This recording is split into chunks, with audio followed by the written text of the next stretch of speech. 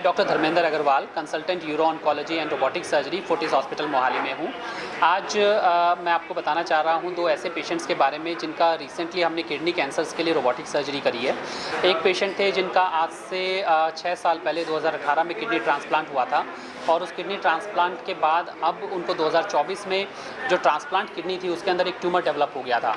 Usually ऐसे cases के अंदर वो ट्रांसप्लांट किडनी को पूरी तरीके से रिमूव कर दिया जाता है और पेशेंट को दोबारा से डायलिसिस पे जाना पड़ता है। हालांकि हमने इनके लिए रोबोटिक सर्जरी के माध्यम से ऑपरेशन किया और हमने इनका पार्शियल नेफ्रेक्टमी सर्जरी की, जिसमें हमने ट्यूमर को रिमूव किया और किडनी जो थी उसको हमने पूरी तरीके से प्रिजर्व कर लिया।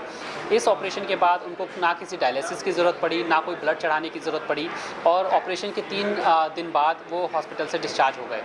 सिमिलरली एक और पेशेंट जिनको किडनी के अंदर एक 14 सेंटीमीटर का बड़ा ट्यूमर था और आगे चल के हमें स्कैन में पता लगा कि उनका जो ट्यूमर है वो खून की जो बड़ी नस है इंफीरियर वेना कावा उसके अंदर आ चुका था। इनके केस में भी हमने रोबोटिक सर्जरी से ऑपरेशन किया और इस ऑपरेशन के बाद हमने किडनी को पूरी तरीके से रिमूव किया और जो इनका इंफीरियर वेना कावा के अंदर थ्रोम्बस आ गया था, ट्यूमर आ गया था, उसको भी हमने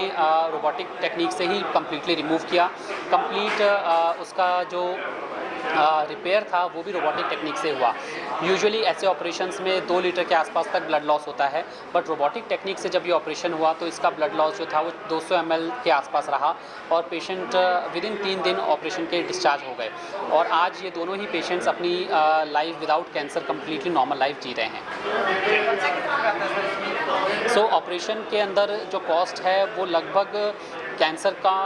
ऑपरेशन जो है उस पर डिपेंड करता है, कॉस्ट एग्जैक्टली सर्जरी का क्या कॉस्ट है उस पर डिपेंड करता है, बट रोबोटिक टेक्निक से जो अगर ऑपरेशन होता है तो उसमें एक्स्ट्रा कॉस्ट जो है वो लगभग 70-80 हज़ार रुपये से 1 लाख रुपए के बीच में एक्स्ट्रा कॉस्ट आता है। ऑपरेट करने के बाद ये गारंटी होती है कि दोबारा वहाँ पे कैंसर नहीं होगा? सबसे ये जो बीमारी का जो स्टेटस है वो उस पर डिपेंड करता है, स्टेज पे डिपेंड करता है। कभी भी कोई 100% कंफर्मेशन इस चीज़ का नहीं होता, लेकिन इस चीज़ की फॉलोअप के लिए हम रूटीन स्कैन और रूटीन टेस्ट जो है वो पेशेंट के रेगुलर बेसिस पे करवाते रहते हैं।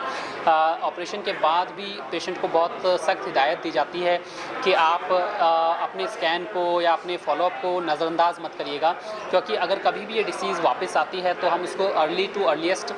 स्टेज पे डिटेक्ट करना चाहेंगे, पकड़ना चाहेंगे ताकि उसका सही ट्रीटमेंट उस टाइम पे हो पाए।